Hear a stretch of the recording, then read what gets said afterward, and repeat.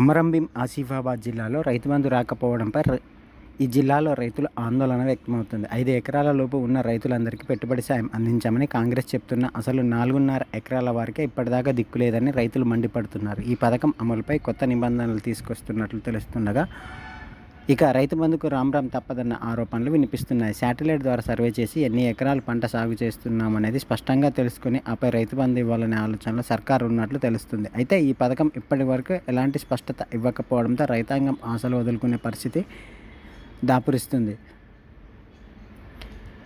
5 ఎకరాల లోపు రైతు బంధు అందించామని కాంగ్రెస్ చెప్తున్నా ఆపై భూములున్న వారికి మాత్రం మొండి చేయి చూపుతున్నది. యాసంగి పంటలు వేసే సమయంలో పెట్టుబడి సాయం అందించాల్సి ఉండగా ప్రస్తుతం పంటలు చేతికి వస్తున్న పైసా దిక్కులేదని రైతులు మండిపడుతున్నారు. గత ఏడాది యాసంగిలో కేసీఆర్ సర్కార్ జిల్లాలో 1,31,518 మంది రైతులకు దాదాపు 128 కోట్లు ప్రభుత్వం అందించింది. కానీ ఈ యాసంగిలో కాంగ్రెస్ ప్రభుత్వం ఇప్పటికే రైతు బంధు అందించలేదని పలువురు రైతులు ఆవేదన వ్యక్తం చేస్తున్నారు. కాంగ్రెస్ ప్రభుత్వం కొత్త నిబంధన పేరిట సర్వేలు చేయిస్తే అనేక సమస్యలు తెరపైకి వస్తాయని, రైతు బంధు పథకంపై ఆశలు వదులుకోవాల్సిన పరిస్థితి ఏర్పడుతుందని రైతులు ఆందోళన చెందుతున్నారు. 4 ఎకరాల భూమి ఉంది. గత ఏడాది కేసీఆర్ ప్రభుత్వం ఉన్నప్పుడు ఎకరానికి 5,000 చొప్పున 20,000 బ్యాంక్ ఖాతాలో పడ్డాయని ఒక రైతు ఆవేదన వ్యక్తం చేస్తున్నారు. కొమరంభీం ఆసిఫాబాద్ జిల్లాలో చాలామంది రైతులకు 5 ఎకరాల పైన ఉన్న రైతులకు రైతు బంధు ఎవరికీ రాలేదని రైతులు ఆవేదన వ్యక్తం చేస్తున్నారు. అసలు వేస్తారో లేదో అన్న అనుమానం ఉందని రైతులు ఆవేదన వ్యక్తం చేశారు.